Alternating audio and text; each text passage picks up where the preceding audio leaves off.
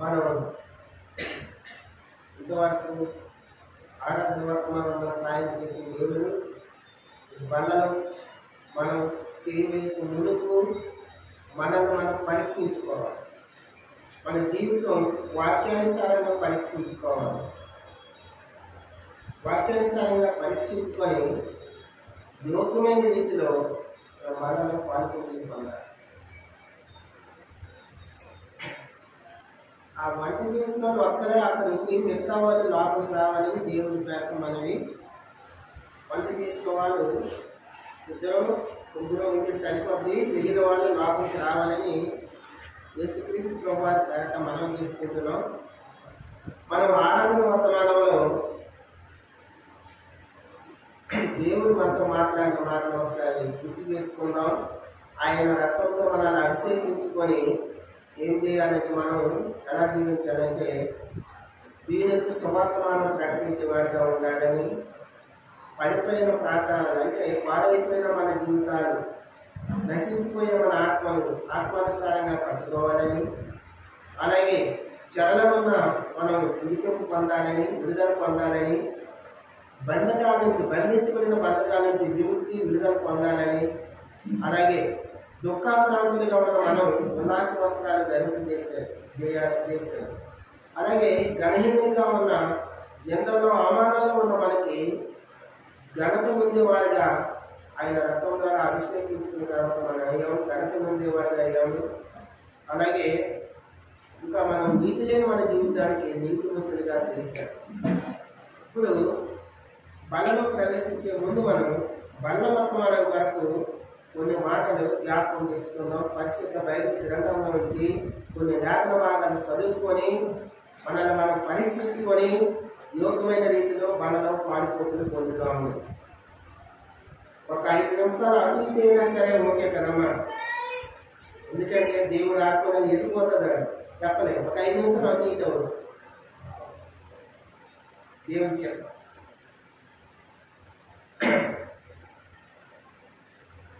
మత్తయి సువార్త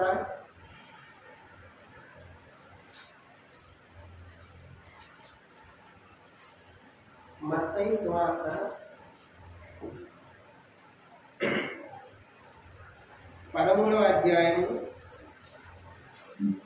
మత్తయి సువార్త 13వ అధ్యాయము 24 నుంచి 30వ వచనం వరకు మార్చి చదువుకుందాం. 24 నుంచి 30 మత్తయి సువార్త 14 పేజీ నంబర్ 14. మత్తయి సువార్త 13వ అధ్యాయము 24వ వచనం నుంచి 30వ వచనం వరకు మార్చి చదువుకుందాం.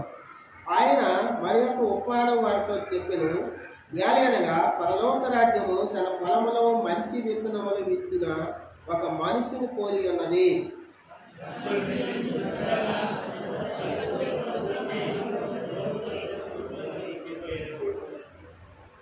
మొలకలు పెరిగి గింజ పెట్టినప్పుడు గురిలు కూడా అగుపడెను.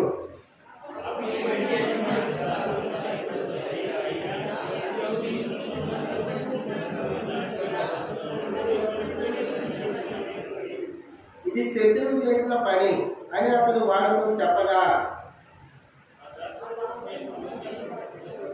ఆ దాసుడు మేమేమి వాటిని వెలికి పూర్తిగా నీకు ఇష్టమా అని అతన్ని అడిగింది. అందుకే అతడు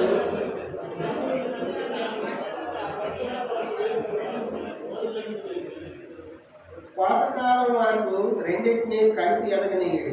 కోతకాలం వరకు గురుకులను ముందుగా కూర్చి వాటిలో కాల్చివేయటకు కట్టెలు కట్టి గోధుమలను పట్టుల్లో వేసి చేర్చి పెట్టుడని కోతగాళ్లతో చెప్పుదనను. యేసుక్రీస్తు ప్రభువారు ఈ లోకంలో ఉన్నప్పుడు శిష్యులకి అనేక ఉపమానాల రీతిగా బోధించేవారు. ఉపమాన రీతిగా బోధించి వారికి అర్థమైనట్టుగా వివరించేవారు. ఇక్కడ విషయం ఏంటంటే పరలోక రాజ్యం అనేది పొలంలో మంచి విత్తనాలు విత్తిన ఒక మనిషిని పోలి ఉంది. మంచి విత్తనాలు విత్తిన మనిషిని పోలి ఉంది.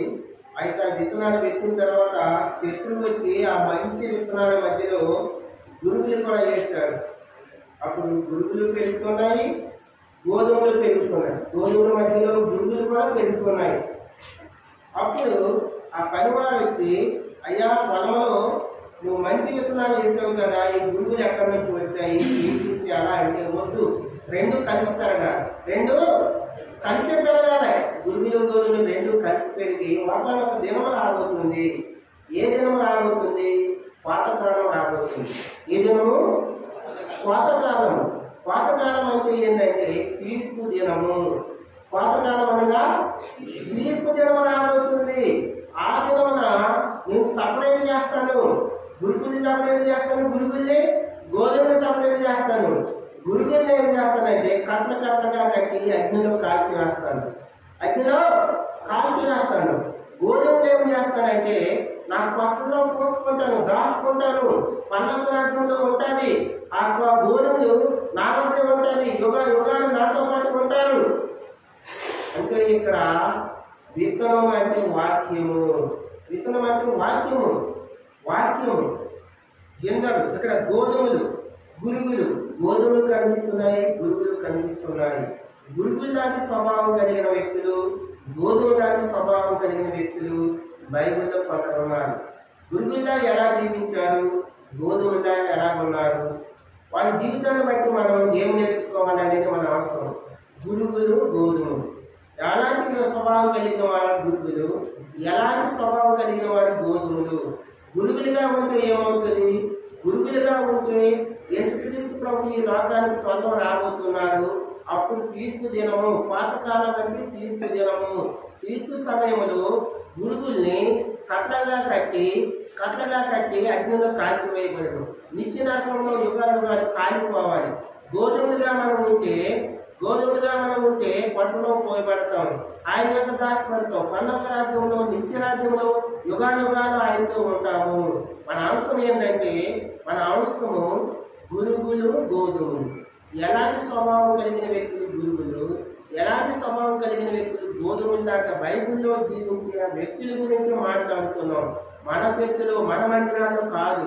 మీరు అర్థం చేసుకోవాలి, వాక్యానుసారంగా రిఫరెన్స్లు చూస్తే మాట్లాడుతున్నాం. మనం ఎలా జీవించాలి? చిన్న ప్రార్థన. పరిశుద్ధుడా, ప్రేమ కలిగిన కృపలోకి తండ్రి యేసయ్యా, నీకు స్తోత్రాలు, వందనాలు, స్తుతులు చెల్లించుకుంటున్నాం ప్రభా. ఎంతవరకు ప్రభావిత తోడి నడిపించినారు, సాయం చేసిన విధానం బట్టి స్తోత్రాలు, వందనాలు ప్రభా. ఇదిగో బలవర్తమానంలో ప్రవేశిస్తుండగా ప్రభా నీ సన్నిధిలో తోడుగా వచ్చి సాయం చేయండి. ఈ ప్రజలకు బోధించే యోగ్యత అర్హత లేని వాడిని, జ్ఞానం లేని వాడిని, అయోగ్యులను ఒప్పుకుంటుంది, పాదాలు పట్టుకుంటూ ప్రభా యేసయ్యా వీరికంటే నాకు తక్కువ జ్ఞానం ఉందని ఒప్పుకొస్తూ ప్రభా గాలి దుమ్ము లాంటి వాడిని ప్రభా ఏ యోగ్యత లేని వాడిని ఒప్పుకుంటూ ప్రభా మీరే సాయం చేయండి. నాతో మనతో మాట్లాడమని, యోగ్యమైన రీతిలో బలంగా పాల్గొనే ప్రభుత్వం సాయం చేయమని యేసు నామమున అడిగి వేడుకుంటున్నాము తండ్రి. పాతకాలం అంటే తీర్పు దినము. తీర్పు దినమున మనము గురుగులుగా ఉన్నామా, గోధుమలుగా ఉన్నామా? గురుగులుగా ఉంటే నిత్యం అగ్నిలో కాల్చివేయబడాలి. గోధుమలుగా ఉంటే ఆయన పరలోక రాజ్యంలో నిత్యము నివసిస్తాము. రండి, మొదటి సమూయేలు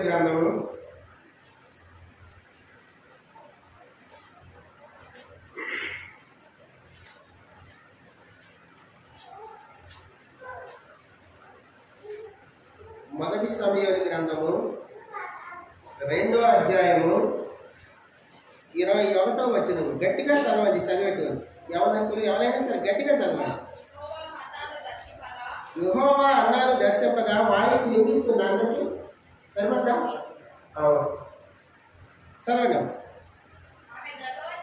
ఆమె గర్భవతి అయి 3 కుమారులను 2 కుమార్తెలను కనెను. బాలుడగు సమూయేలు యెహోవా సన్నిధిని ఉండి ఎదుగుచుండెను. అన్నాకు పిల్లలు లేరు, ఎన్నో నిందలు, ఎన్నో అవమానాలు, సూటిపోటి మాటలు. తనతో పాటు ఉన్న ఇంకొక ఆమెకి పిల్లలు ఉన్నారు. ఈమె ఎన్నో నిందలు, ఎన్నో అవమానాలు. దేవుడి కాడికి పోయింది, కన్నీరు కార్చింది. వచ్చిన తర్వాత దేవుడు గొప్ప బహుమానాలు అనుగ్రహించాడు. ఒక గొప్ప బహుమానం అన్నాకి సమూయేలు అనే కుమారుని దేవుడు ఇచ్చాడు. ఇచ్చిన తర్వాత మనం మొట్టమొదటిగా గోధుమలాగా ఉండాలంటే ఒక సమూయేలులాగా సమూయేలు ఎక్కడ వెతుకుతున్నాడు? బాలుడగు సమూయేలు యెహోవా సన్నిధిలో ఉండి ఎదుగుచుండెను. నేను ఈనాడు గోధుమలుగా ఉండాలంటే సమూయేలు వలె యెహోవా సన్నిధిలో, దేవుని సన్నిధిలో ఎదుగుగా ఉండాలి. మనం దేవుని సన్నిధిలో ఎదగాలి. లోకంలో పాపంలో ఎదగకూడదు. మనం దేవుని సన్నిధిలో సావాసంలో ఎదుగుగా ఉండాలి. సమూయేలైతే దేవుని సన్నిధిలో బాలుడే, దేవుని సన్నిధిలో ఎదుగుతున్నాడు, దేవుని స్వరాన్ని వినగలుగుతున్నాడు. దేవుని వెళ్ళారా? మనం గోధుమలాగా ఉండాలంటే దేవుని స్వరాన్ని సమూయేలులాగా వినాలి. దేవుని సన్నిధిలో ఎదగాలి. దేవుని సన్నిధిలో సమూయేలు ఎదుగుతున్నాడు. ఇదే మందిరంలో ఇంకొక ఇద్దరు ఉన్నారు. 2వ అధ్యాయము సమూయేలు 2వ అధ్యాయము 12వ వచనం చదవండి. ఏలీ కుమారులు యెహోవాను ఎరగని వారై మిక్కిలి దుర్మార్గులై ఉండిరి. ఏలీ కుమారులు ఉన్నారు. ఏలీ ఎవరయ్యా అంటే ప్రధాన యాజకుడు, ఒక యాజకుని కుమారుడు. ఇద్దరున్నారు ఏలీ కుమారులు. ఏలీ కుమారులు ఎలాగున్నారట? యెహోవాను ఎరగని మిక్కిలి దుర్మార్గులే ఉన్నారు. దుర్మార్గులుగా ఉన్నారు ఏలీ కుమారులు. ఏలీ ఎవరు? ప్రధాన యాజకుడు. దేవుడు పరిచయం చేసుకున్నారు యాజకుడు. అని కుమారులు యెహోవాను ఎరగని వారుగా ఉన్నారట. ఈ ఏలీ కుమారులు ఎవరయ్యా అంటే ఓప్నీ ఫినెహాసులు 1వ అధ్యాయం 3వ వచనంలో చూడండి. వారు కూడా యాజకులే. ఆ 1వ సమూయేలు 1వ అధ్యాయం 3వ వచనం చదవండి. షిలోహునందున్న సైన్యముల అధిపతి యెహోవా, యెహోవాను మృత్యుకును బలి అర్పించుటకు ఏటేటా తన పట్టణం విడిచి అచ్చడికి పోచుండెను. ఆ కాలమున ఏలీ యొక్క ఇద్దరు కుమారులు ఓప్నీ ఫినెహాసులు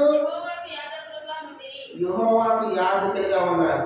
ఈ ఓప్నీ ఫినెహాసులు యాజకత్వం చేస్తున్నారు, దేవుని పరిచర్య చేస్తున్నారు. అయితే పరిచర్య చేస్తున్నారు కానీ యెహోవాని ఎరగని దుష్టులుగా, దుర్మార్గులుగా జీవిస్తున్నారు. దేవుడు అంటే భయం లేదు, భక్తి లేదు. దుర్మార్గులు, సరైన రక్షణ అనుభవం లేదు, సరైన మానవస్ లేదు. చేసేదేమో యాజకత్వం పని, కానీ దేవుడే అంటే సరైన రక్షణ కార్యం లేదు, మానవస్ లేదు. దేవుని ఎరగని వారుగా ఉన్నారు. ఈ ఏలీ కుమారులు ఎలా జీవిస్తున్నారు? 22వ అధ్యాయంలో 22వ వచనంలో చదవండి. 2వ అధ్యాయం 22లో ఏలీ బహువృద్ధుడాయను ఇశ్రాయేలుకు తన కుమారులు చేసిన కార్యములని వారు ప్రత్యక్ష గుడారం ద్వారం దగ్గరకు సేవ చేయడానికి వచ్చిన స్త్రీలతో సైనించుకును మాట చెవిని పడగా వారిని పిలిచి ఇట్లను శతకాలను చేస్తున్నారు, అపవిత్రమైన కార్యాలు చేస్తున్నారు. ఓప్నీ ఫినెహాసులు ఎవరయ్యా అంటే ఏలీ యొక్క కుమారులు. వాళ్ళు యాజకత్వం చేస్తున్నారు, దేవుని పరిచర్య చేస్తున్నారు, దేవుని మందిరంలో ఉంటున్నారు. చెడు కార్యాలు, అపవిత్రమైన కార్యాలు, దుష్ట కార్యాలు, దుర్మార్గులుగా ఉంటున్నారు. దేవుని ప్రజలతో పాపం చేసే వారిగా ఉంటున్నారు. వీరు ఎలా ఉన్నారంటే ఏ ఓప్నీ ఫినెహాసులు గురువులా ఉన్నారు. గురువులు ఇచ్చిన అగ్ని ఆరదు, పురుగు సావదు. తీర్పు దినాన పురుగులకి అగ్ని ఆరదు, పురుగుకు సావదు. ప్రభైన దేవుని బిడ్డలారా, ఓప్నీ ఫినెహాసులు గురుగుల్లా జీవిస్తున్నారు. గురుగుల్లాంటి జీవితం, చెడుతనం, చెడ్డ జీవితం, అపవిత్రమైన కార్యాలు చేస్తున్నారు. సమూయేలైతే దేవుని సన్నిధిలో బాలుడకు సమూయేలాగా చిన్నపిల్లలే. సమూయేలు దేవుని సన్నిధిలో ఎదురుగా ఉండాలి.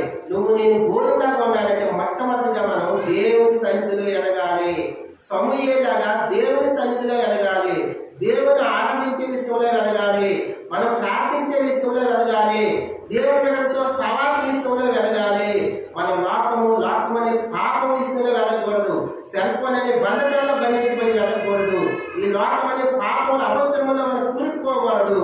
మనము సమూయేలులాగా గోధుమలాగా ఉండాలంటే సమూయేలులాగా దేవుని సన్నిధిలో ఎదిగేవారిగా ఉండాలి. ఆ తల్లి అన్నమ్మ తల్లికి వందనాలు చెప్పాలి. తన కుమారుడికి ఎంతలా పెంచిందో, తన కుమారుడికి దేవుని గురించి ఎన్ని విషయాలు చెప్పిందో. కాకపోతే ఏంటి, అంత చుట్టూ అపవిత్రతే, యాసకులు అపవిత్రం జీవిస్తున్నారు, చుట్టూ ప్రజలు పాపలో జీవిస్తున్నారు. బాలులకు సమూయేలు ఎలా జీవిస్తున్నాడో తెలుసా? దేవుని స్వరం వింటున్నాడు, దేవుని సన్నిధిలో వెతుకుతున్నాడు. అసలు బాలుడు ఎలా ఉండాలి? చుట్టూ ప్రజలు ఏం చేస్తే అది చెయ్యాలి కదా, కానీ తను ఆ తోవ తప్పుకోలేదు. ఎందుకంటే అన్నమ్మ తల్లి ఆ సమూయేలుకి ఎలా పెంచిందో తెలుసా? బాలుడు నడవలసిన మార్గాలు తాను నేర్పింది. బాలుడు నడవలసిన మార్గాలు, ఏ మార్గంలో నడవాలి, ఎలా నడవాలో నేర్పించింది. పెద్ద అయినప్పుడు కూడా సమూయేలు తొలగిపోలేదు, దారి తప్పిపోలేదు. నువ్వు నేను గోధుమలాగా ఉండాలంటే సమూయేలు లాంటి జీవితం జీవించాలి. దేవుని సన్నిధిలో ఎదగాలి. మొట్టమొదటిగా మనం దేవుని సన్నిధిలో ఉండాలి, దేవుని సహవాసంలో ఉండాలి, పరిశుద్ధి బిడలతో ఉండాలి. గురువులా ఉన్నామనుకో నిత్య నరకంలో కాలిపోవాలి. గోధుమలా ఉన్నామనుకో పల్లవ రాజ్యంలో యుగాలు ఆయనతో ఉండాలి. సమూయేలులా ఉంటే యుగాలు యేసు ప్రభుతో ఉంటాము. ఆ ఓపెని వినాశంలా ఉంటే నిత్య నరకంలో ఉంటాము. Choice is yours. మీ చేతిలో ఉంది. ఎలా జీవించాలో మీ ఇష్టం. ఇంకొక ఎగ్జాంపుల్ చూద్దాం. ఆదికాండం చూద్దాం. ఆదికాండం ఈ ఇద్దరు ఎక్కడ ఉన్నారంటే సమూయేలు ఓపెని వినాశం ఒకే మందిరంలో ఉన్నారు. సిలోహు అనే మందిరంలో ఉన్నారు. అంటే ఒకే మందిరంలో వచ్చిన ప్రజలందరూ గోధుమలా జీవించలేరు. ఒకే మందిరంలో ఉన్న ప్రజలందరూ గురుగులా ఉన్నారు. గోధుమలు ఉంటాయి, గురుగులు ఉంటాయి.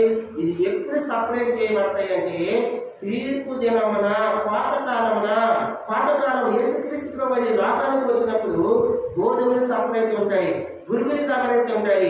గోధుమలుగా ఉంటే పరలోక రాజ్యము, గురుగులుగా ఉంటే నిత్య నరకము. ఒకే మందిరంలో ఉండే ప్రజల్లో గోధుమలు ఉంటారు, గురుగులు ఉంటారు. మందిరాల్లో గోధుమలు ఉంటారు, గురుగులు ఉంటారు. మనం ఎలా జీవించాలో మన ఇష్టం.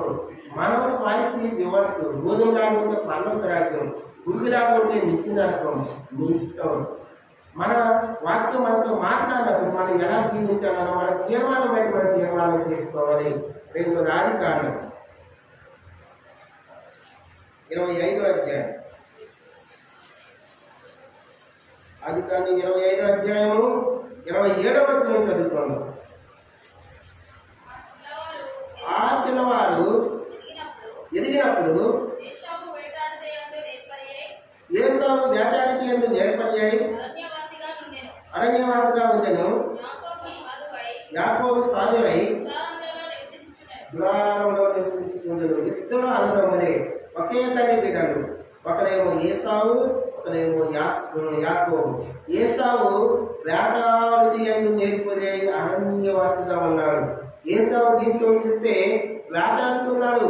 వేటాడే మనిషి స్వభావం ఎట్లా ఉంటుంది? జాలి, దయ, కరుణ, కనికరం ఏమి ఉండదు. ఏ జంతువు కనిపిస్తే ఆ జంతువుకి కాల్చి చంపాలి. అది ఎంత కష్ట పరిస్థితిలో ఉన్న కోరత్వం, కఠిన హృదయం కలిగిన స్వభావం ఏసావుది. సంపే స్వభావం, పగ స్వభావం. ఎలా చెప్పగలరు సంపే స్వభావం, పగ స్వభావం అని అంటే 27వ అధ్యాయం ఆదికాండం 27, 41, 42 వచనాలు చదువుతున్నాం. 41, 42. తన తండ్రి యాకోబుకి ఇచ్చిన దీవెన నిమిత్తము ఏసావు అతని మీద పగబెట్టెను. మరియు ఏసావు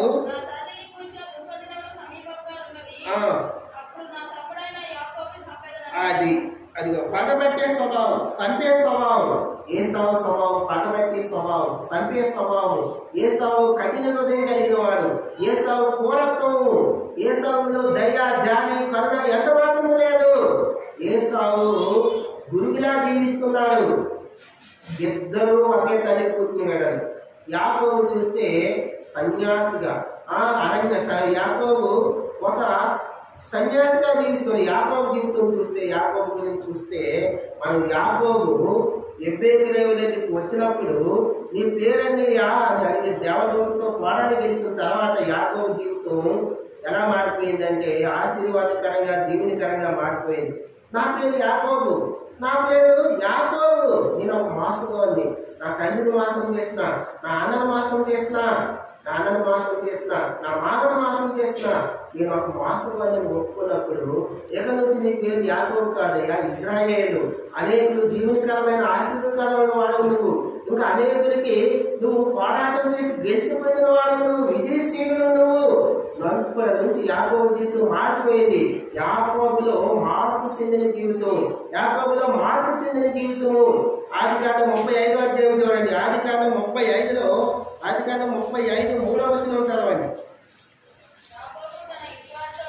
యాకోబు తన ఇంటి వారితోనూ తన వద్ద ఉన్న వారందరితోనూ మీ యొద్దను అన్య దేవతలను పారవేసి మిమ్మల్ని మీరు శుచిపరచుకొని మీ వస్త్రములను మార్చుకున్నది. మనం లేచి బేతేలుకి వెళ్ళేదము. ఆ శ్రమ దినమున నాకు ఉత్తరం ఇచ్చి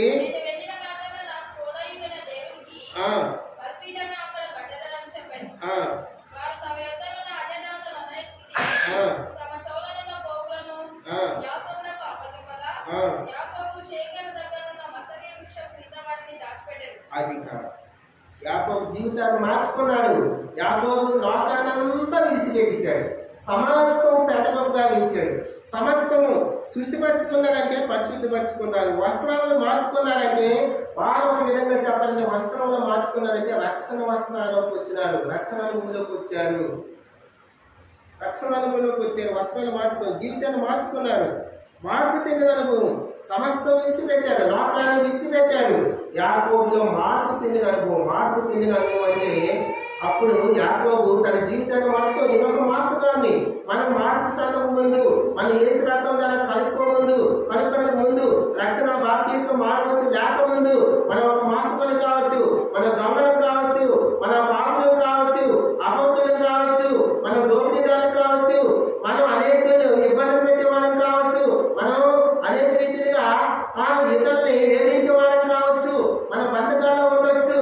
కానీ ఎప్పుడైతే యేసు వద్దకు వచ్చి యేసుని సొంత రక్షణగా అంగీకరించామో మన జీవితంలో మార్పు వచ్చిందా, లేదా పాత జీవితంలో జీవిస్తున్నామా?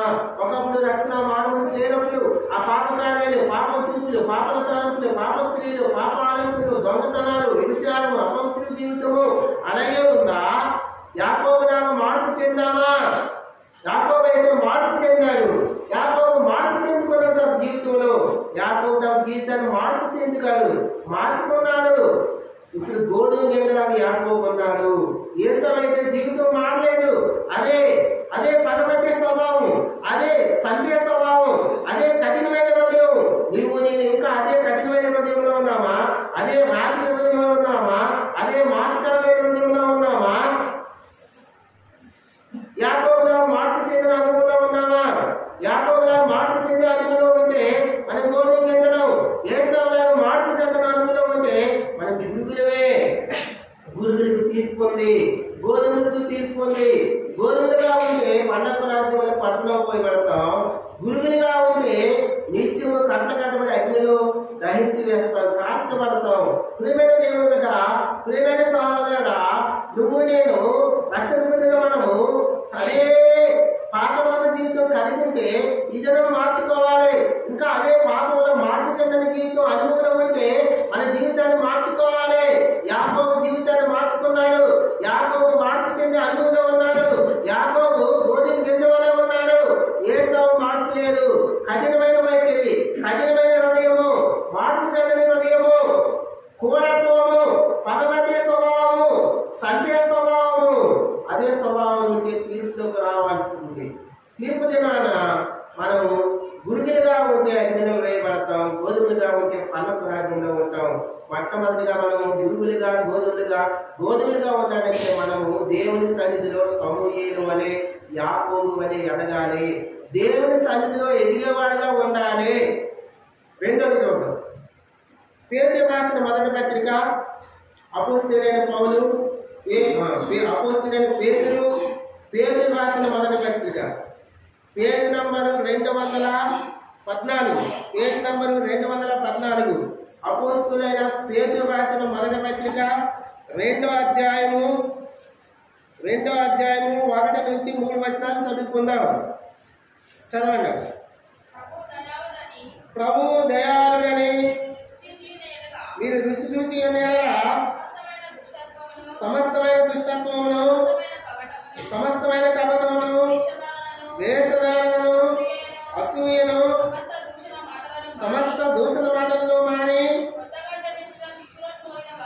కొత్తగా జన్మించిన శిశువును పోలిన వారై నిర్మలమైన వాక్యమును పాల వలన రక్షణ విషయంలో ఎదుగు నిమిత్తము స్వాలక రక్షణ విషయంలో ఎదగాలి. మన గోధుమలా ఉండాలంటే రక్షణ విషయంలో ఎదిగేవాడిగా ఉండాలి. మొట్టమొదటిగా మన గోధుమలుగా ఉండాలంటే దేవుని సన్నిధిలో సమయాన్ని ఎదిగినట్టుగా ఎదగాలి. దేవుని సన్నిధిలో ఎదగాలి. రెండవదిగా రక్షణ విషయంలో ఎదగాలి. రక్షణ విషయంలో ఎదగాలి. రక్షింపబడిన నువ్వు నేను వ్యాసధారణ జీవితం ఉండకూడదు అంటున్నాడు ఇక్కడ. అసూయ ఉండకూడదు, సమస్త దోషణ మాటలు ఉండకూడదు. వాళ్ళు కొత్తగా జన్మించిన శిశువు పోలిన వాడే చిన్న బిడ్డలు, అప్పుడే జన్మించిన బిడ్డలు, వారికి ఏముంటుంది? వారికి అసూయ ఉండదు, వారికి దోషణ మాటలు ఉండదు, వారికి వ్యాసధారణ జీవితం ఉండదు. పాలవలే వాక్యము వాక్యము పాలవలన రక్షణ విషయంలో ఎదిగేవారుగా ఉండాలి. మనము రక్షణ విషయంలో వెదగాలి. మనము ఈ బైబిల్ గ్రంథం మొత్తము, పరిశుద్ధ బైబిల్ గ్రంథం మొత్తము ఆదికాండం మొదలుకొని ప్రకటన గ్రంథం వరకు నీకు బోధిస్తున్న దైవ సేవకుల కంటే నీకు ఎక్కువ తెలియవచ్చు. నీకు వాక్య జ్ఞానం ఎక్కువ తెలియవచ్చు, నీకు జ్ఞానం ఎక్కువ ఉండొచ్చు, నీ ప్రార్థనా జీవితం ఎక్కువ కావచ్చు, నువ్వు ఆరాధించే జీవితం ఎక్కువ కావచ్చు. కానీ నిన్ను నువ్వు తగ్గించుకోవాలి. తను తగ్గించుకున్నవాడు హెచ్చించబడను, హెచ్చించుకున్నవాడు తగ్గించబడిన వాక్యం చదివిస్తుంది. నువ్వు గొప్పవాడు కావచ్చు, గొప్ప స్థితిలో ఉండవచ్చు, మంచి ప్రార్థన పోటీ కావచ్చు. అయినా సరే దేవుని సన్నిధికి వచ్చి ప్రభా నాతో మాట్లాడి వాక్యం ద్వారా నాతో మాట్లాడు, ఇది నాతో మాట్లాడు ప్రభా, నా జీవితాన్ని సరిచేయని అడగాలి. నాకు ఇంకా ప్రార్థన చేయడం నేర్పించి ప్రభా, ఇంకా నీకు భయంకరమైన ఆరాధన చేసే భాగ్యం నాకు దయచేయి, ఇంకా కన్నీటి ప్రార్థన జీవితం నాకు దయచేయి అని అడగాలి. ఆయన పాదాలు పట్టుకుని అడగాలి. తగ్గించుకోవాలి. రక్షణ విషయంలో ఎదగాలి. రక్షణ విషయంలో రక్షించిన నాటి నుండి నాటి కాలంలో ఆరాధన ఎలా చేస్తున్నామో అలా కాదు. అప్పుడు ఏదో వచ్చి రాత్రి మాటలతో ఆరాధన చేస్తాం. ఈ దినం మనం ఒక మహిమకరమైన ఆరాధన, ఆయనకి ఇష్టకరమైన ఆరాధన చేసే విధంగా ఎదగాలి. ఒకప్పుడు మనకి ప్రార్థన చేసే విధానం రాదు. ఇప్పుడు ఘనమైన ప్రార్థన, వాక్యానుసారమైన ప్రార్థన, దేవుని నామానికి మహిమకరంగా చేసే ప్రార్థన నాకు నేర్పించి ప్రభువాన్ని అడగాలి. ఆ విషయంలో ఎదగాలి. వాక్యం ధ్యానించే విషయంలో ఎదగాలి. దినదినము ఎదగాలి. ఎదిగేవారిగా ఉండాలి. రక్షణ విషయంలో ఎదిగేవారిగా ఉండాలి. జార్జ్ ముల్లర్ అని ఒక భక్తులున్నాడు. యేసుక్రీస్తు ప్రభు వారు స్వార్థ కోసం ప్రాణాన్ని అతిసాధ్యుడయ్యారు. నేను ఒక పుస్తకం చదివిన, కలవరి యోధులు అనే పుస్తకం చదివిన. ఆ పుస్తకంలో జార్జ్ ముల్లర్ గారు 200 సార్లు బైబిల్ చదివారట. తన జీవితం చదివితే 200 సార్లు బైబిల్ చదివిన జార్జ్ ముల్లర్ గారు అతని దగ్గరికి కొంతమంది వచ్చి, అయ్యా జార్జ్ ముల్లర్ గారు, మీరు 200 సార్లు బైబిల్ చదివారు కదా, ఈ బైబిల్లో మీకు సమస్తం తెలుసు కదా అని అన్నప్పుడు ఆయన ఈ గ్లాసులో నీటిలో ఇలా చెయ్యి పెట్టి, ఈ నీటి చుక్క ఎంత ఉందో అంత కూడా నాకు తెలవదు, అంత కూడా నాకు గ్రహింపు లేదు. 200 సార్లు బైబిల్ చదివాడు. 2 సార్లు కాదక్క, 200 సార్లు బైబిల్ చదివాడు. ఆదికాండం మొదలుకొని ప్రకటన గ్రంథం వరకు అంతగా తగ్గించుకున్నాడు. అంత దీనత్వంలో, అంత తగ్గింపులో ఉండాలి మనం.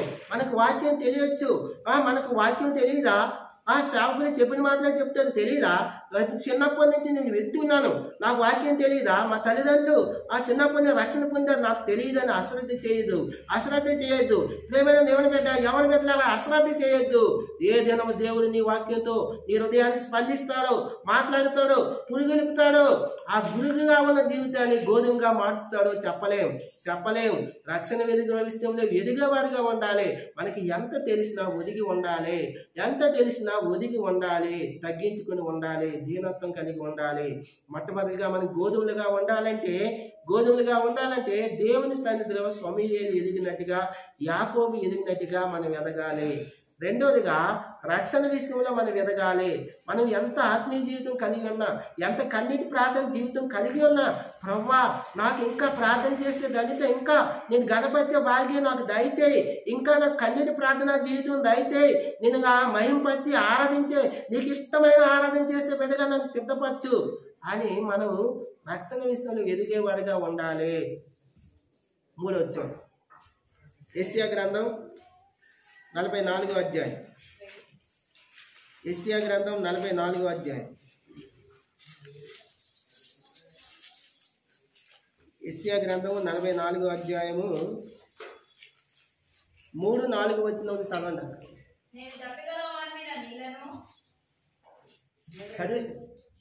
ఎండిన భూమి మీద ప్రవాహ జలములను కుమ్మరించెదను, నీ సంతతి మీద నా ఆత్మను కుమ్మరించెదను, నీకు పుట్టిన వారిని నేను ఆశీర్వదించెదను.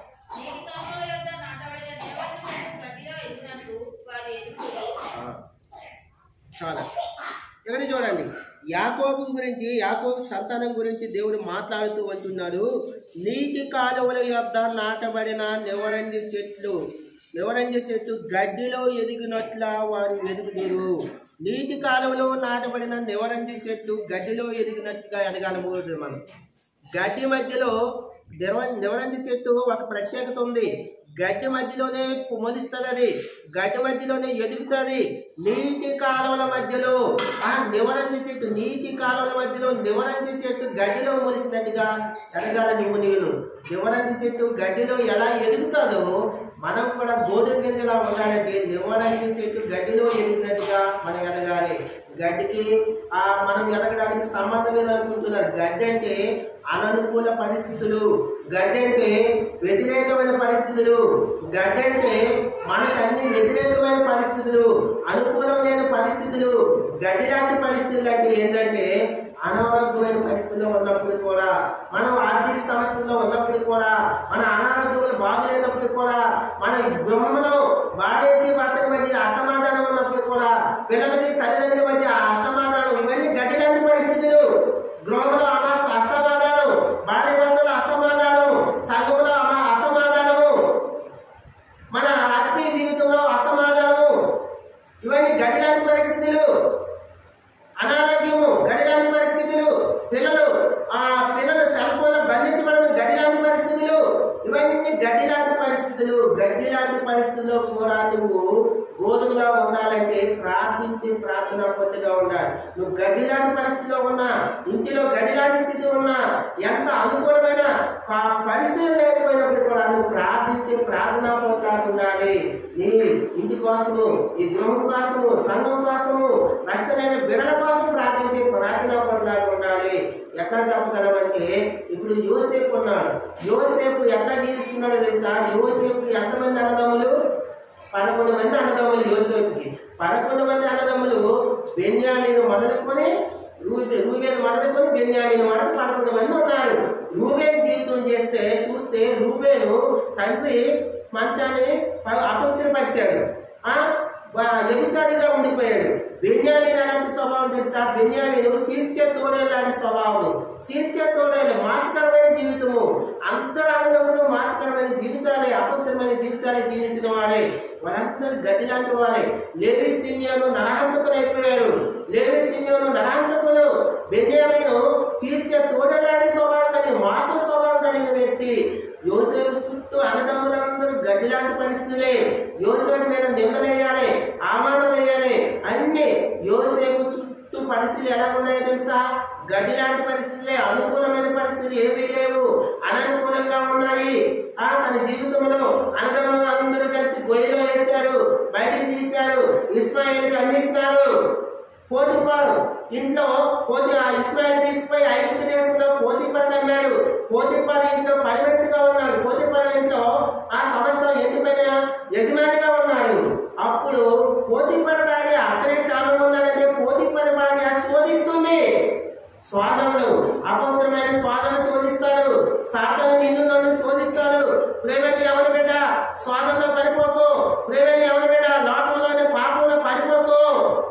యోసేపుకి పోతిఫర్ భార్య దినదినము శోధిస్తున్నాడు. ఒక్కరోజు 2 రోజులు కాదు, దినదినము శోధిస్తున్నా. స్వాదంలో పడిపోకుండా స్వాదను జయించాడు. స్వాదను జయించి జైల్లోకి వెళ్ళిపోయాడు. ఆ జైలు నుంచి దేవుడు విడిపించాడు తోడుగా ఉండి. స్వాదనలు వస్తాయి. ఎవరి కాలంలో స్వాదనలు జయించేవాడు. యోసేపు గదిలాంటి పరిస్థితులు జయించాడు. గదిలాగా ఉన్న పరిస్థితులు తట్టుకొని నివరంగి చెట్టులా నిలవబడ్డాడు. యోసేపు జీవితం చూస్తే గదిలాంటి పరిస్థితులు అన్నదమ్ములు చూస్తే నివరంగి చెట్టులాగా నివరంగి చెట్టు గడ్డిలో కూడా నిలవబడి ములుస్తుంది, పెరుగుతుంది. నువ్వు నేను గడ్డిలాంటి పరిస్థితులు మన చుట్టూ ఉన్నా మనం ఎదిగేవాడిగా ఉండాలి. అప్పుడు గోధుమ గింజలా మనం ఉంటాము. గోధుమ గింజ ఒక యోసేపు చూడండి, గోధుమ గింజలా ఎదుగుతున్నాడు. ఎన్ని అననుకూల పరిస్థితులు, తనకి అన్ని ఆటంకపరిచే పరిస్థితులు వచ్చినా సరే యోసేపు తన జీవితాన్ని అపవిత్రపరచుకోలేదు, పవిత్రంగా కాపాడుకున్నాడు. నివరంగి చెట్టులా నిలవబడ్డాడు, ఎదిగాడు. గడ్డి మధ్యలో నివరంగి చెట్టు ఎదగడానికి ఎదగడం అంటే అది. సమయలు చూడండి, సమయలు చుట్టూ ఓట్ని పినాసులు అపవిత్రమైన జీవితము, పాపం జీవితంలో జీవిస్తున్నారు. మందిరానికి వచ్చిన స్త్రీలతో వాళ్ళు పాపం చేసేవారుగా ఉన్నారు. కానీ సమయలు ఆ పాపం జోలికి పోలేదు, పాపాన్ని అంటుపెట్టుకోలేదు. సమయలు ఎవరో తెలుసా? సమయలు నివరంగి చెట్టులా ఎదిగాడు. అందుకే సమయలు జీవితంలో దారు మొదలుకొని బేర్షెబా వరకు సుమారు 900 కిలోమీటర్ల దూరం ఉంటుంది. దారు మొదలుకొని బేర్షెబా వరకు 900 కిలోమీటర్లు ఉంటుంది. అంత దూరం వరకు ఒక గొప్ప ప్రవక్తగా మారబోయాడు. ఒక గొప్ప ప్రవక్తగా నివరంగి చెట్టులాగా వెలిశాడు. యోసేపు చూడండి, ఐగుప్తు దేశం అంతటి పైన ప్రధానిగా ఉన్నాడు. ఎంత గొప్ప ధన్యత, ఎంత గొప్ప ధన్యత. ఎందుకంటే వాళ్ళు యోసేపు గాని సమయలు గాని గడ్డి మధ్యలో నివరంగి చెట్టు ఎదిగినట్టుగా ఎదిగారు. నువ్వు నేను కూడా గడ్డి మధ్యలో అననుకూల పరిస్థితిలో ఉన్నప్పుడు, అలసిపోయిన శరీరం అనారోగ్య పరిస్థితిలో ఉన్నప్పుడు కూడా దేవుని కోసం వాసన కలిగి ప్రార్థించేవాళ్ళుగా మనం నిలబడాలి. గడ్డి మధ్యలో నివరంగి చెట్టు ఎదిగినట్టుగా మనం ఎదగాలి. అప్పుడే మనం గోధుమ గింజలాగా ఉంటాము. గోధుమ గింజలా మనము వండాలంటే సమయంలో దేవుని సన్నిధిలో ఎదగాలి, యాకోబులాగా ఎదగాలి. రెండవదిగా మనము గోధుమ గింజలా ఉండాలంటే మనం ఉండాలంటే యాకోబు లాంటి జీవితం కలిగి ఉండాలి. మనము గడ్డి మధ్యలో నివరంగి చెట్టు యోసేపు ఒక సమయంలాగా ఎదగాలి. మూడో చూద్దాం.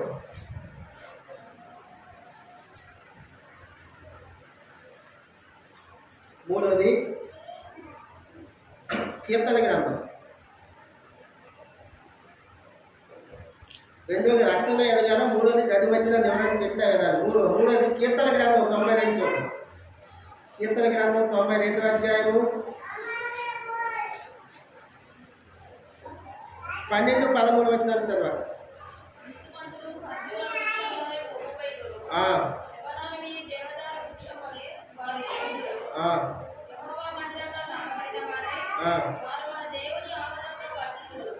చాలు. లెబానోను దేవదారు అంటే తెలుపు. లెబానోన్ అంటే తెలుపు, దేవదారు అంటే తెలుపు. తెలుపు దేనికి గుర్తు అంటే పరిశుద్ధత. నాలుగోది మనం పరిశుద్ధతలో ఎదిగేవారుగా ఉండాలి. పరిశుద్ధతలో ఎదగాలి. మనం పరిశుద్ధతలో ఎదగాలి. సమయాలు చూడండి, పరిస్థితుల్లో దినదినము వెతుకుతున్నాడు. యోసేపు పరిస్థితుల్లో వెతుకుతున్నాడు. మమ్ము నేను మన దేవుడు పరిశుద్ధుడు కనుక మనం కూడా పరిశుద్ధత కలిగి జీవిస్తేనే గోధుమలోనే ఉంటాము. పరిశుద్ధతలో మనము 30 60 100 దినదినము ఎదగాలి. పరిశుద్ధత లేకుండా దేవుని సూచిత అసాధ్యము. పరిశుద్ధత లేకుండా దేవుని సూచిత అసాధ్యము. ప్రేమ దేవుని మీద మనం పరిశుద్ధులు ఎదుగువారుగా ఉండాలి. ఐదో చూద్దాం. ఎఫెసీయులకు రాసిన పత్రిక అపోస్తలుడైన పౌలు ఎఫెసీయులకు రాసిన పత్రిక 4వ అధ్యాయం. ఎఫెసీయులకు రాసిన పత్రిక 4వ అధ్యాయం చూద్దాం.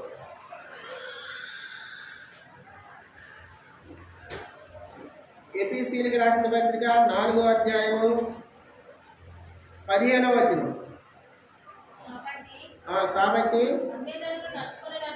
అన్ని జనులు నడుచుకున్నట్లు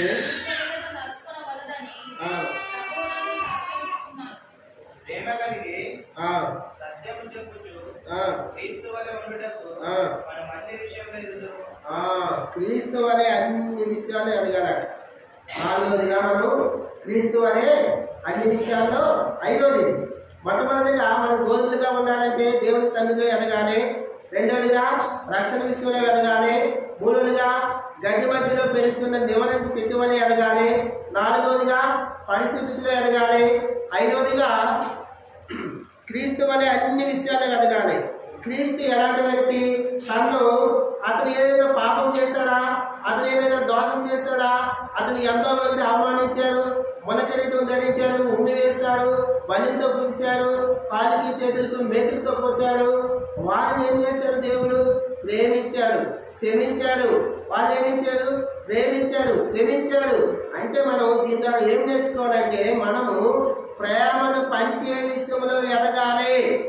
ఐదవదిగా ప్రేమను పంచే విషయంలో ఎదగాలి. ప్రేమను దేవుని బిడ్డ నువ్వు గోధుమ గింజలాగా ఉండాలంటే ప్రేమను పంచే విషయంలో ఎదగాలి. ప్రేమను పంచే విషయంలో ఎదగాలి.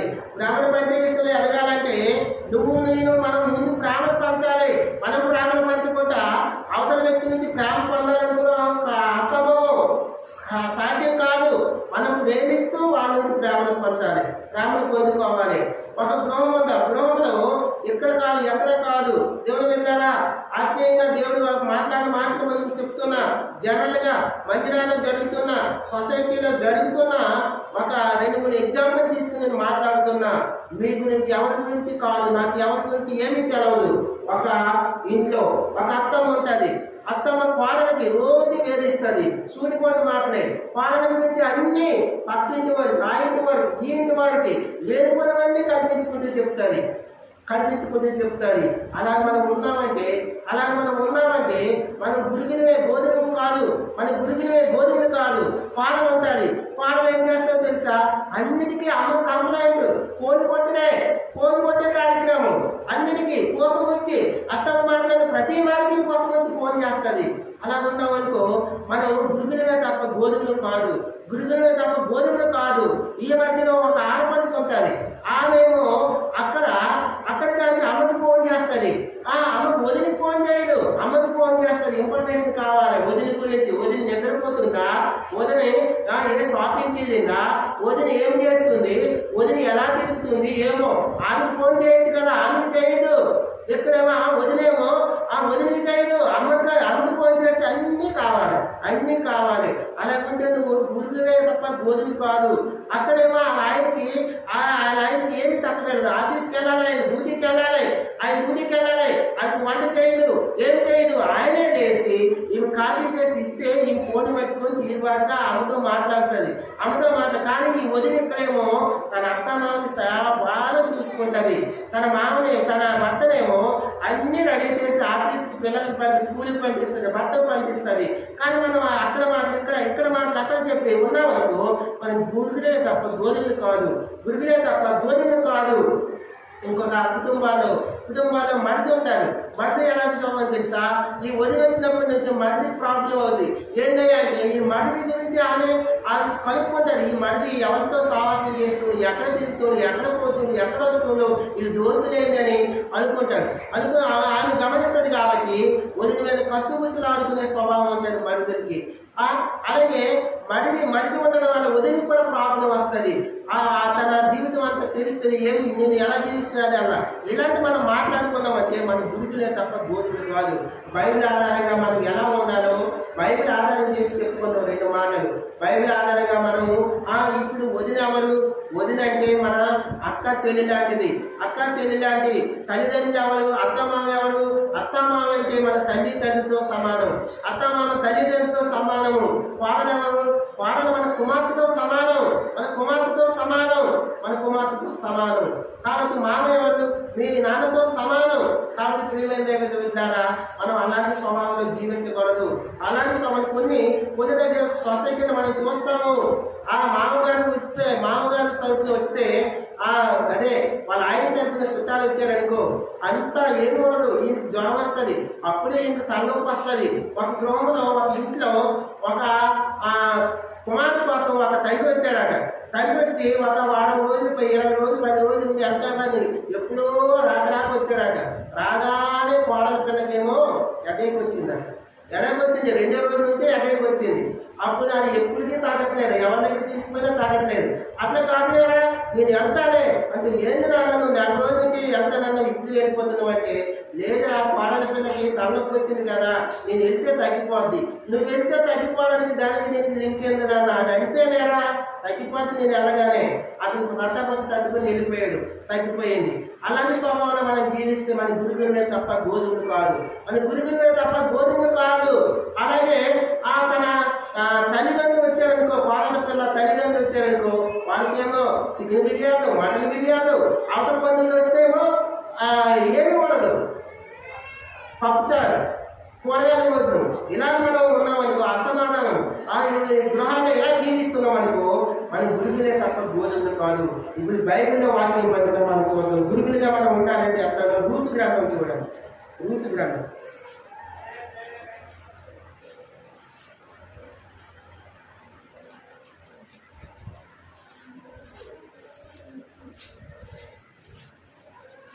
రూతు గ్రంథం మొదటి అధ్యాయము 14వ వచనం నుంచి చదవం. వారు ఎలుగెత్తి ఏడవగా వార్బా తన అత్తను ముద్దు పెట్టుకొనెను, రూతు ఆమెను హత్తుకొనెను. ఇట్లుండగా ఆమె, ఇదిగో నీ తోడికోడలు తన జనుని యొద్దకును తన దేవుని యొద్దకును తిరిగిపోయినదే, నీవును నీ తోడికోడలు వెంబడి వెళ్ళమని. అందుకు రూతు, నా వెంబడి రావద్దని, నన్ను విడిచిపెట్టమని, నన్ను బతిమలాడుకోవద్దు, నేను వెళ్ళి చెట్టుకే నువ్వు వచ్చిందను,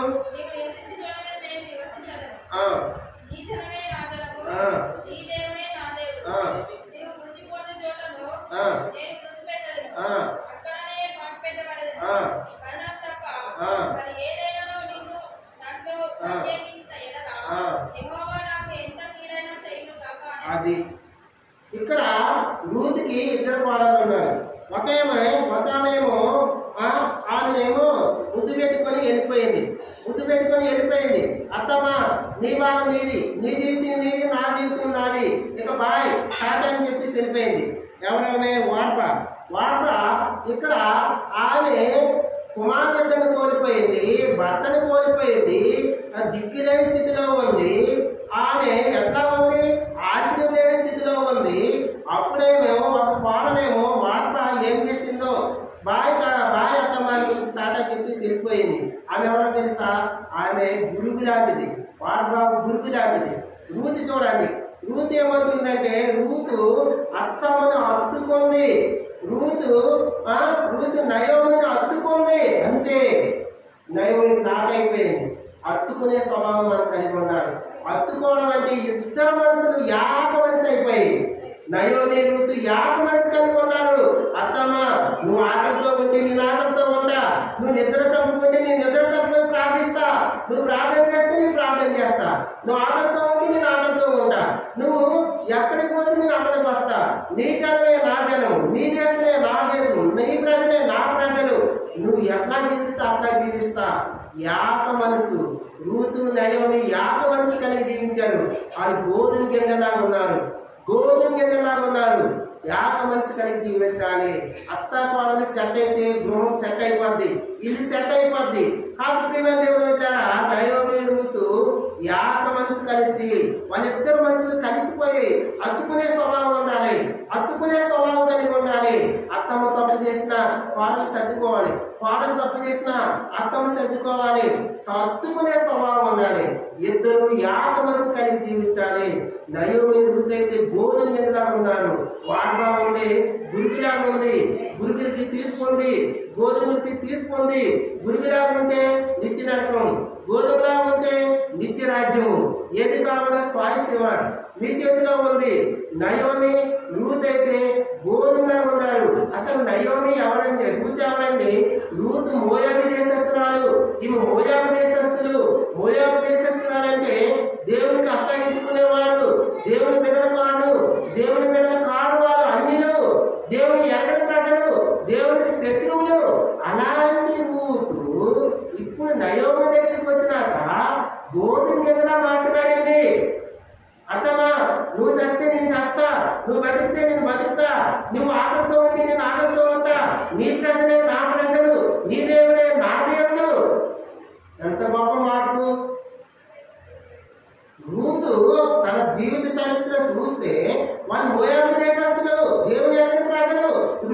గోధుమ గింజలా మార్చబడింది. మనం కూడా మార్చబడాలి గోధుమ గింజలాగా. ఇద్దరు యాక మనసు కలిగి జీవిస్తున్నారు, ఇద్దరిది ఒకే మాట. మనం గోధుమ గింజలాగా ఉండాలంటే దేవుని సన్నిధిలో ఎదిగేవారుగా ఉండాలి, రక్షణలో ఎదిగేవారుగా ఉండాలి, నివృత్తి శక్తి మధ్యలో గడ్డి మధ్యలో నివృత్తి శక్తి ఎదిగినట్టుగా ఉండాలి, పరిశుద్ధిలో ఎదగాలి, ప్రేమను పంచే విషయంలో ఎదగాలి. ప్రేమను పంచే విషయంలో రూతు ప్రేమను నయోమికి పంచింది, నయోమి ప్రేమను రూతుకి పంచింది. అందుకే నయోమి కూడా రూతుకి అన్యాయం చేయలేదు. నయోమి రూతుని సంఘంగా సిద్ధపరిచింది, సిద్ధపరిచి రూతు జీవితాన్ని మార్చింది. రూతుని నయోమి గోధుమ గింజలా చేసింది. కాబట్టి మేము దేవుని బిడ్డలారా, ప్రేమను పంచే విషయంలో మనం ఎదగాలి. మనము ఇతరులకు ప్రేమను పంచకుండా మనం పొందుకోవాలనుకుంటే ఎలా వస్తుంది ప్రేమ? నువ్వు పంచకుండా పొందుకోవాలంటే ఎలా వస్తుంది? నువ్వు పంచాలి కదా. నువ్వు ప్రేమను పంచితే ఇతరులు కూడా నేను ప్రేమిస్తారు. ప్రేమ సమస్త దోషాలను కప్పేస్తుంది, ఏ దోషము లేకుండా చేస్తుంది ప్రేమ. ఆ ప్రేమ కలిగి జీవిస్తే దోషాలు కనిపించు. ప్రేమను పంచేవారిగా మనం ఉండాలి. మనం ప్రేమను పంచితే ఇతరులు మనం ప్రేమను పంచుతారు. అట్లా మనం జీవించాలి. ఇంకొక 2 మాటలు చూసి మనం ముగిద్దాం. ఎబ్రీయులకు రాసిన పత్రిక తీయండి. అపోస్తలుడైన పౌలు ఎబ్రీయులకు రాసిన పత్రిక 13వ అధ్యాయము. ఎబ్రీయులకు రాసిన పత్రిక 13వ అధ్యాయము 8వ వచనం చదవండి అక్క.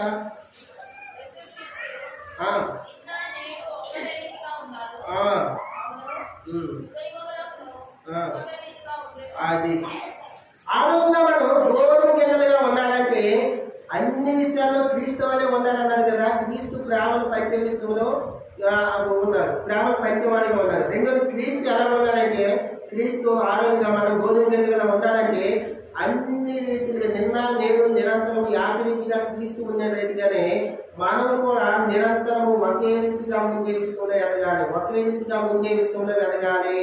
ఒకే రీతిగా ఉండే విషయంలో అంటే ఆత్మానుసారంగా కాదు, స్టార్టింగ్ లో ప్రార్థన కాదు, అదే ప్రార్థన జీవితం కలిగి ఉండాలని కాదు, స్టార్టింగ్ లో ఆరాధన కాదు, అలాగే కలిగి ఉండాలని కాదు.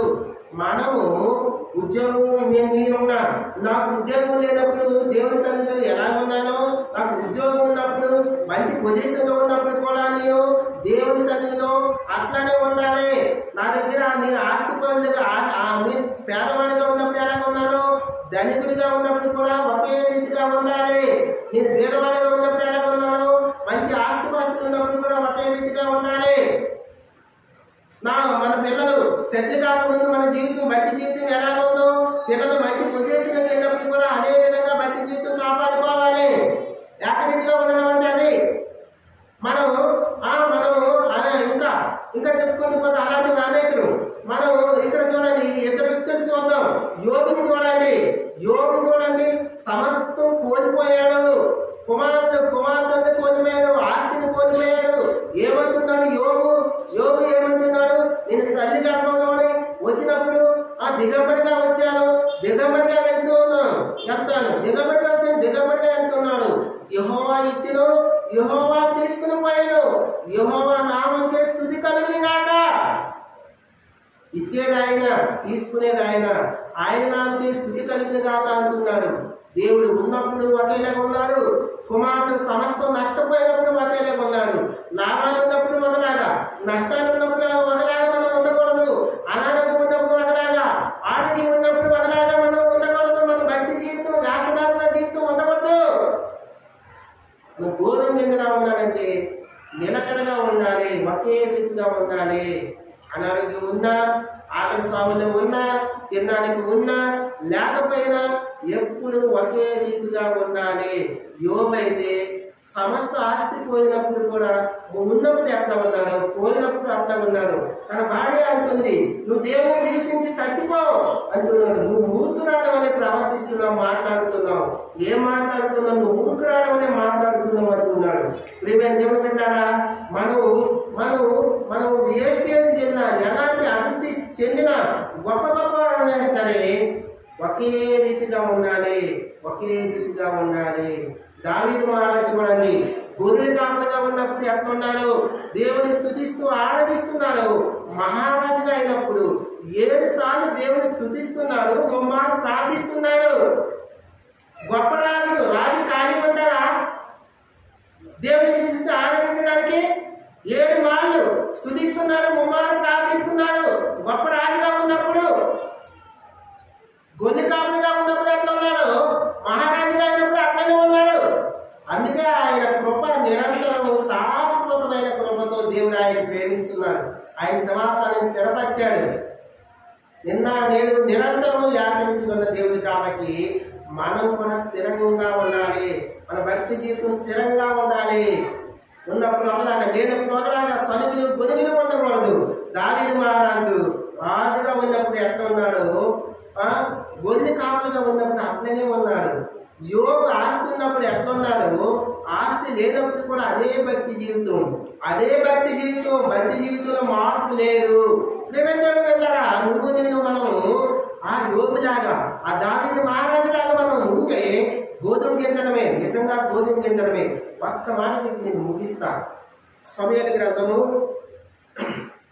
మొదటి సమూయేలు గ్రంథం, మొదటి సమూయేలు గ్రంథము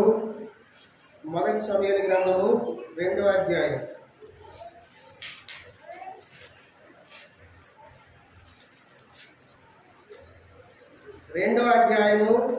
26వ వచనం చదవండి. బాలుడగు సమూయేలు ఇంకను ఎదుగుచు యెహోవా దయందును, అది ఎక్కడ ఎదుగుతున్నాడట సమూయేలు? యెహోవా దయందును, మనుషుల దయందును వర్ధిల్లుచుండును. నేను గోధుమ గింజగా ఉండాలని చివరగా దేవుని దయందు ఎదగాలి. దేవుని దయందును, మనుషుల దయందును ఎదగాలి. సమూయేలైతే యెహోవా దయందును అంటే దేవుని దయందు ఎదుగుతున్నాడు. మొట్టమొదటిగా మనం గోధుమ గింజలుగా ఉండాలంటే దేవుని సన్నిధిలో ఎదగాలి, సమూయేలులాగా, యాకోబులాగా. రెండోదిగా రక్షణ విషయంలో ఎదగాలి. మూడోదిగా గడ్డి మధ్యలో నివరంజి చెట్టు ఎదిగినట్టుగా ఒక యోసేపులాగా, సమూయేలులాగా ఎదగాలి. నాలుగోదిగా పరిశుద్ధతలో ఎదగాలి. ఐదోదిగా ప్రేమను పంచే విషయంలో ఎదగాలి. ఆరోదిగా ఒకే రీతిగా ఉండే విషయంలో నిలకడగా ఉండాలి. ఉన్నప్పుడు లేనప్పుడు యోగులాగా, దావీదు మహారాజులా జీవించాలి. ఏడోదిగా దేవుని కృపయందు, దేవుని కృపల వద్దెలాలి. బాలులకు సమయాలు ఇంకను ఎదుగుచుండెను, యెహోవా దయందును, మనుషుల దయ, దేవుని దయందును, దేవుని కృపయందు ఎదగాలి. మనం దేవుని దయలో ఎదగాలి. అందుకే సమూయేలు దేవుని దయలో వెతుకుతున్నాడు కాబట్టి దారు వసతుని బేర్షెబా వరకు సుమారు 900 కిలోమీటర్లు ఒక గొప్ప ప్రవక్తగా మారిపోయాడు. సమూయేలు దేవుని దయలో వెతికాడు కాబట్టి సమూయేలు ఉన్నంత కాలము ఫిలిష్తీయులు ఇజ్రాయెల్ పైన దండించి రాలేకపోయాడు, విజయాన్ని పొందలేకపోయాడు. ఎందుకో తెలుసా? దేవుని దయ, దేవుని కృప సమూయేలు చుట్టూ కాపుదల ఉంది. సమూయేలు దేవుని దయలో వర్ధిల్లుచున్నాడు. అందుకే అంత గొప్ప ప్రవక్త అయ్యాడు. సమూయేలు ప్రార్థనాపరుడు. సమూయేలు ఒక ఆరాధించి దేవుని చిన్నతనంలో ఆరాధించాడు. ఆ అన్నం తల్లికి వందనాలు చెప్పాలి. ఎంత బాగా ట్రైనింగ్ ఇచ్చిందో దేవుని గురించి. ఆ జ్ఞాపకొచ్చిన బాలుడికి జ్ఞాపకవలసిన మార్గాన్ని త్రావును నేర్పించింది. చిన్నగా ఉన్నప్పుడే మన బిడ్డలకు కూడా మనం చిన్నతనంలో నేర్పించాలి. అందుకే సమూయేలు చుట్టూ అననుకూల పరిస్థితులున్నా తన పాపంలో పడిపోలేదు, శాపంలో పడిపోలేదు. ఒక గొప్ప ప్రఖ్యాతి కాచిన ప్రవక్తగా ఎదిగాడు. దేవుని దయందు వద్దన్నాడు. నేను దేవుని దయందు వద్దనాలి. కలుపులోకి వచ్చేస్తున్నా. దేవుని వెళ్ళాలా? మనం గురుగులుగా జీవించాలి, గోధుమగా జీవించాలి. చిట్ట చివరిగా ఒక మాట చెప్పి మీకు ముగిస్తా. మనం గురుగులుగా ఉండాలి, గోధుమలుగా ఉండాలి. మన వాక్యం విన్నాము, దేవుడు నాతో మనందరితో మాట్లాడాడు. మనం ఎలాంటి స్వభావం కలిగి ఉన్నాము.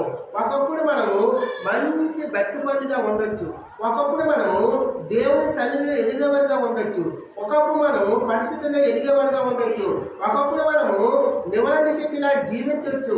కానీ ఈ దినమే, ఇప్పుడే, ఈ క్షణంలోనే యేసుక్రీస్తు ప్రభు వస్తే మనం గోధుమ గింజలాగా ఉన్నామా, దారి తప్పిపోయి ఉన్నామా? ఈ క్షణంలోనే గోధుమ గింజలాగా ఉన్నామా, దారి తప్పిపోయి ఉన్నామా? ఈ క్షణంలోనే ఒక సమూయేలాగా, ఒక యాకోబులాగా, ఒక యోసేపులాగా, మనం దావీదు మహారాజులాగా, యోబులాగా ఉన్నామా, దారి తప్పిపోయి ఏసావులాగా, దారి తప్పిపోయి ఓపిని ఫినాన్సులాగా ఉన్నామా? ఎట్లా ఉన్నామో పరీక్షించుకొని, అయితే మాకు అవకాశం ఉంది, అవకాశం లేకపోలేదు. యేసుక్రీస్తు ప్రభు నీకోసం నా కోసం కలవరితో రక్తం కాచి చనిపోయి తిరిగి లేసి మరణించి తన రక్తం ద్వారా నిన్ను కొనుక్కొని అభిషేకించిన యేసు ప్రభు దగ్గరికి వచ్చి, ప్రభా నేను పాపినయ్యా, నేను గోధుమ గింజలాగా ఒకప్పుడు ఉన్నాను, ఇప్పుడు గురుగులాగా అయింది నా జీవితం, నేను తప్పిపోయాను, నీ సన్నిధికి దూరం అయిపోయాను, నీ సావాసానికి దూరం అయిపోయాను, నా ఆత్మీయ జీవితం పోయింది, నేను పరిస్థితిలో పాపినైపోయాను, పరిశుద్ధ జీవితం లేదయ్యా, ప్రేమను పంచేరాలిగా లేదయ్యా, ప్రేమను పంచే జీవితం నాకు లేదు, నా యాకరీతిగా ఉండే జీవితం నాకు లేదని బతిమలాడుకొని దావీదు మహారాజు జీవితం అంతా గోధుమలాగా ఉండి ఒక్కసారి తప్పిపోయాడు, ఒక్కసారి గురుగులాగా అయిపోయింది. బెత్షెబాతో పాపం చేసినప్పుడు గురుగులా మారిపోయాడు. అప్పుడు నాతాను ప్రవక్త వచ్చి నువ్వు ఆ పాపిని నువ్వే అన్నప్పుడు నేనే అని ఒప్పుకున్నాడు. ఆ మనుషులు నువ్వే, ఆ తప్పు చేసిన మనుషులు నువ్వే అన్నప్పుడు దావీదు మహారాజు పశ్చాత్తాపడ్డాడు. తన జీవితం అంతా పశ్చాత్తాపని కన్నీరు కార్చి ఆ పాపి నేనేనయ్యా, నన్ను కనికరించని ఆయన పాదాలు పట్టుకున్నాడు. యేసుక్రీస్తు ప్రభు పాదాలు పట్టుకుని ప్రభా కీర్తన గ్రంథం 51లో రాస్తాడు, నా దోషాలు, అతిక్రమలు, నా పాపాలు అవన్నీ ఆ గ్రంథం చదువుకొని మీకు తెలుస్తుంది. అలా నేను నీ సన్నిధికి దూరం అయిపోయాను, పరిశుద్ధాత్మ నా నుంచి తీసుకుపోయేది, నాకు కోల్పోయిన రక్షణానందం నాకు దయచేయని పశ్చాత్తాపడినప్పుడు దావీదు మహారాజు జీవితంలో ఒక మచ్చ, ఆ మచ్చ గురుగులా చేసింది. ఆ ఒకే మచ్చని కనుక్కున్నాడు. ఆయన పాదాల దగ్గరికి వచ్చి కనుక్కున్నప్పుడు దావీదు మహారాజు గోధుమ గింజలా మార్చబడ్డాడు. దావీదు మహారాజు గోధుమ గింజలా మార్చబడ్డాడు. యేసయ్య దోషాలు చేసిన, అతిక్రమలు చేసిన, పాపం చేసిన, నన్ను శుద్ధి చేయి, నన్ను కడుగు, నీ సన్ని నాకు దూరం చేయొద్దు, నాలో మీద పరిశుద్ధాత్మ తోలు తీసివేయద్దు, రక్షణానందం అల్లా నాకు దయచేయము అనుకున్నప్పుడు దావీదు మహారాజు గోధుమ గింజలా మార్చబడ్డాడు. అవకాశం ఉంది. ఈ రోజు నీకు నాకు మనందరికీ అవకాశం ఉంది. అలాగే తప్పిపోయిన కుమార్ చూద్దాం. తప్పిపోయిన కుమారుడు కూడా తప్పిపోయాడు, దూర ప్రాంతం వెళ్ళిపోయాడు, దేవుడి సన్నిధిని దూరంగా వెళ్ళిపోయి శరీరానికి పాపంలో అభివృద్ధిలో జీవించి దూరమైనప్పుడు బుద్ధి వచ్చినప్పుడు పొట్టు తింటున్నాడు, పొట్టు కూడా దొరకట్లేదు. పందులు పొట్టు తిన్నప్పుడు బుద్ధి వచ్చిందట. బుద్ధి వచ్చినప్పుడు నా తండ్రి ఇంటి వద్ద, నా తండ్రి అనేక మంది కూలీలు ఉన్నారు, ఆహారం సమృద్ధిగా ఉంది, అక్కడికి పోయి నేను నా తండ్రిని నీ కూలివాడిగా ఉంచుకోమని అడుగుతానన్నప్పుడు బుద్ధి వచ్చినప్పుడు వచ్చాడు తండ్రి ఇంటికి. అతను పరలోకపు తండ్రి యేసుక్రీస్తు ప్రభువారు ఈ దినం నువ్వు నేను గురుగులా ఉంటే తప్పిపోయిన కుమారులాగా తండ్రి ఇంటికి యేసుక్రీస్తు వారి పాదాల వద్దకు వస్తే ఆయన గోధుమగా మార్చుతాడు. తప్పిపోయిన కుమారుడు వచ్చి అంటున్నాడు, నా తండ్రి నీకు పరలోకం విరోధంగా నేను పాపం చేస్తున్నానయ్యా, నేను పాపం చేస్తున్నాను, నేను యోగ్యని కాదు, నీ ఇంటిలో ఉండడానికి యోగ్యని కాదని ఒప్పుకున్నప్పుడు, పాదాలు పెట్టుకున్నప్పుడు ఆ తండ్రి కౌగులించుకుని ముద్దు పెట్టుకుని ప్రశస్తమైన వస్త్రాలు, ప్రశస్తమైన కొత్త వస్త్రాలు తొలగించి చేతికి ఉంగరం పెట్టి చెప్పులు, కొత్త చెప్పులు పెట్టి ఘనమైన విందు చేశాడు.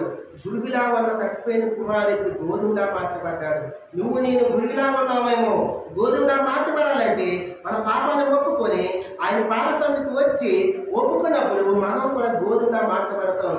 దావీదు బెత్షెబాతో తప్పు చేసినప్పుడు గురుగులా మారిపోయాడు, గోధుమలా మార్చబడేటప్పుడు ప్రాధేయపడ్డాడు, పాదాలు పట్టుకున్నాడు, దేవుని సన్నిధికి వచ్చి పాపాలను ఒప్పుకొని ప్రాయశ్చిత్తం కన్నీరు కాచినప్పుడు గోధుమలా మార్చబడ్డాడు.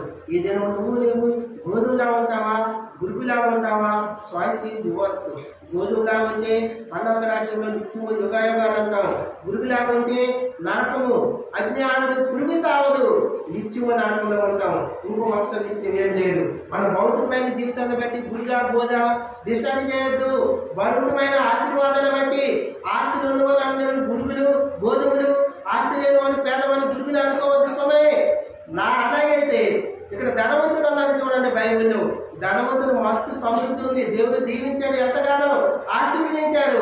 ధనవంతుడి జీవితం ఒక దినము, పేద లాజరు చూడండి, లాజరు ఏమీ లేదు, తను రొట్టె ముక్కలు ఎప్పుడు పారేస్తాడా ఎంతమంది చూస్తున్నాడు. ఒకనొక దినమున ఇద్దరు మరణించి ఏదినప్పుడు తీర్పు దినాన్న ధనవంతుడేమో నిత్యనరకంలో కాలిపోతున్నాడు, లాజరేమో అబ్రహాము రూమును ఆనుకొని ఉన్నాడు. మనం భౌతికమైన ఆశీర్వాదాలు బట్టి గోధుమలు గురుగులేని డిసైడ్ చేయవద్దు. మేము పేదవాళ్ళగా ఉన్నాం కదా, మేము గురుగులేమో అనుకోవద్దునే.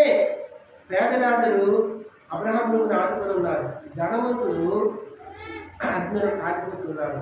శ్వాస మాట్లాడిన మాటలు బట్టి మనం సరి చేసుకొని యోగమైన రీతిలో బాగా పాల్పొందుకొను. దేవుడు ఈ కొద్ది మాటలు దీవించిన గాక.